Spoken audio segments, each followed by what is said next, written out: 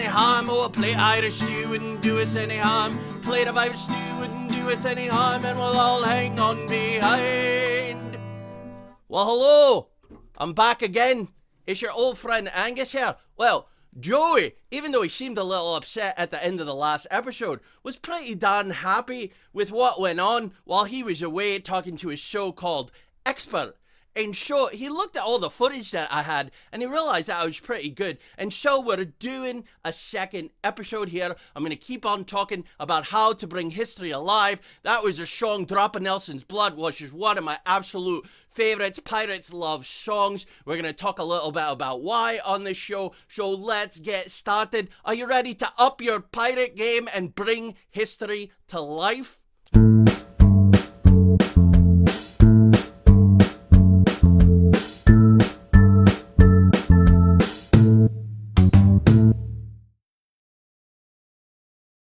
Hey mates, and welcome back. I really do enjoy that bit there, that opening title thing. So I want to talk to you some more. Like I said, Joey was nice enough, he was happy enough with the first video that he's letting me continue to talk about bringing history alive. And so we're going to get right into that, you see. So the big thing that when you're doing, again, if you're doing Chautauqua, if you're doing a period play, a period film, a period television show, all of which are very popular right now, if you're doing a tour, walking tour in a historic town, a place like that, remember, I got a very bit of valuable advice from a woman, an educator that I admired her very much. And she said, go to where they are, meaning the people you're trying to reach with your stories, and bring them back with you.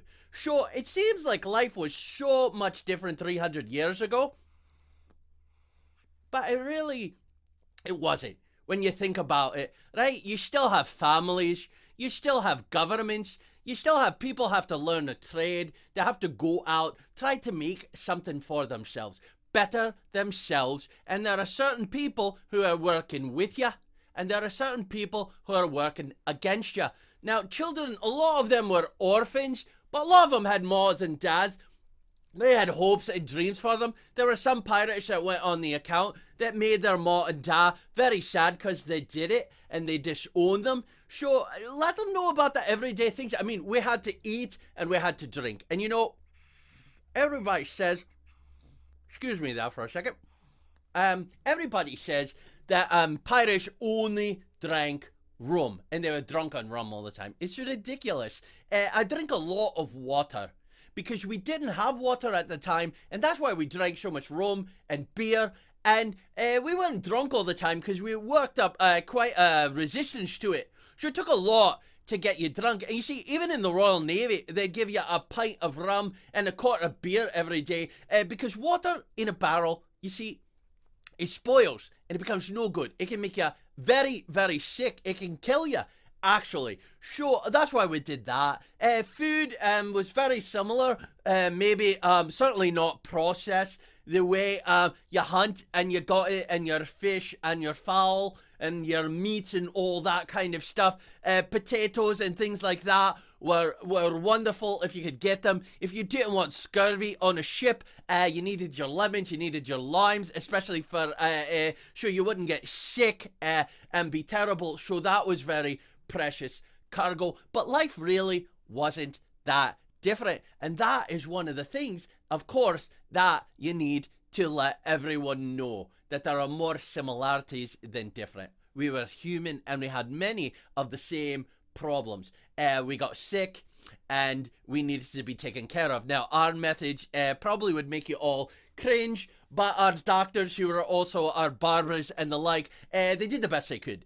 Sometimes they would bleed you or put leeches on you or give you things like mercury to help when you got the fever. Blackbird, for instance, got the fever carousing with some girls down off of Hispaniola with some of his crew. It started to affect his behavior and all. So a little bit of mercury in unpleasant places, and that would fix you right up or kill you.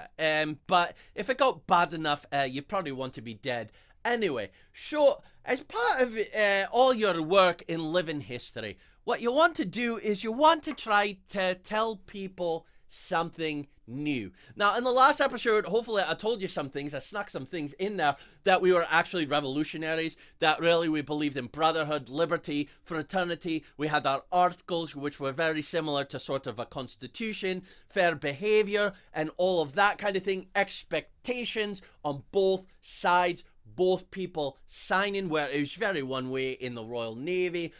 Merchants, if you went to work for them, they would really take advantage of you, and show some other things that you may not know. There's a song that's been made very popular through storytelling. I'm going to grab my guitar here for a second here. I like to sing sometimes.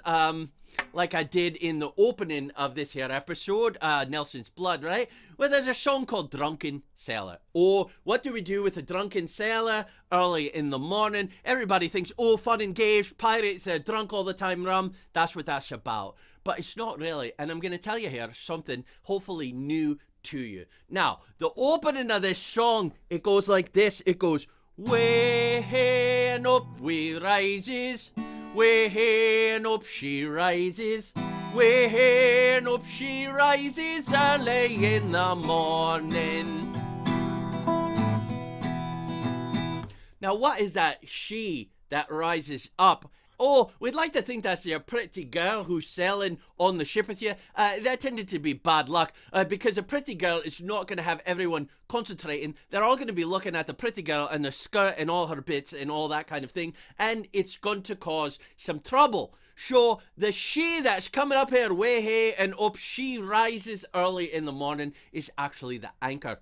Now, bringing up an anchor on a big old pirate ship is a very big deal, and it takes a lot of teamwork. Men walk around with these poles here that are attached to something called a capstan that brings the anchor up. Now, an anchor is a big old heavy iron thing. Obviously, it keeps the ship from moving too much or from the ocean floor when you're stationary, when you're anchored. And of course, if it doesn't come up right, it can smack the side of the hull. It could bust off, and then you don't have your anchor, then you're really in trouble. So the song was the rhythm that the men walked in order to bring that anchor up nice and smooth. Way and up she rises, way and up she rises, way and up she rises early in the morning.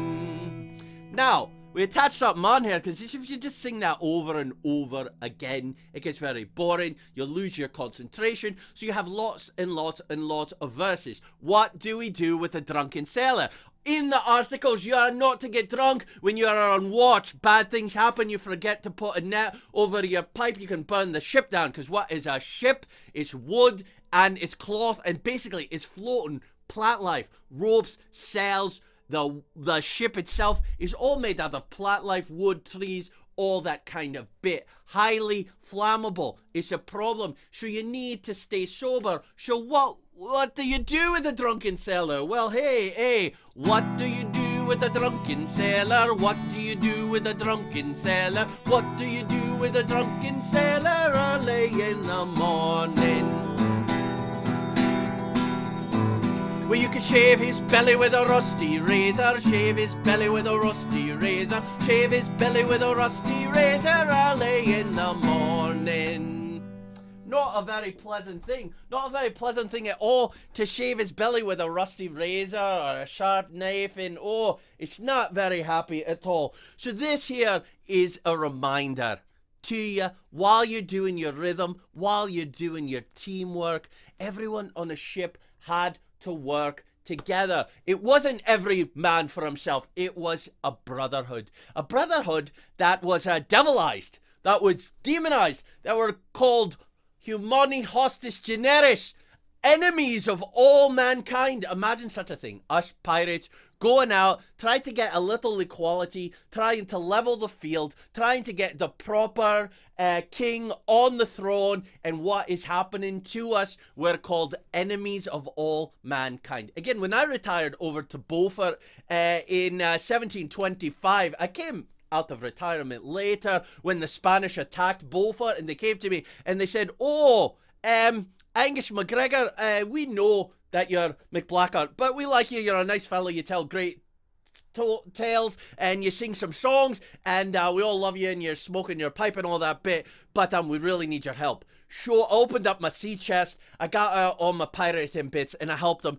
And then I had some other adventures that are kind of secret that you'll learn about through my books and other things that I've been talking about that are coming out this year. So anyway, so it's very, very important that everyone worked together. We truly were a brethren. We truly were a band of brothers. And if you broke the rules, if you broke the articles, you were sat on an island with maybe a day's drink, a wee bit of food, one bullet in your musket. I have my, or your pistol rather, I have my pistol back behind me here, and good luck with that, mate, because you broke our trust, and it's not good. Other things new that I told you were that Blackbeard rather was in the Royal Navy, and find those things that are new. Find those things that are surprising. I told you about the eye patch. How about the hook? Oh, you're seeing with the hook. Well, there's a hook used for bailing, pulling ropes, moving things around, heavy bits. Also,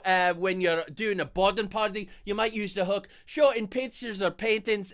It's got a wooden bit here. You hold on to it. It's got the hook that comes out and show, oh, pirates have hooks. Think about it. It's not good for scratching your nose. If you got an itch any place else, it could be absolutely deadly on your beard and whatnot. It wouldn't be good. You can't use it for picking up materials or anything. Now, when a man did lose an arm, a lot of them lost legs from things falling down, their legs getting crushed or losing an arm. You were paid pretty well for something like that because you were no longer part of the team. You didn't have a full and whole body. You couldn't pull your weight, and so you were paid very well again if you sign the articles. Now, there's one more thing that I just want to tell you really quick before we end the second one here, and that is the fact that in living history, in bringing history alive, try not to judge. It's not your job to say, oh, they were involved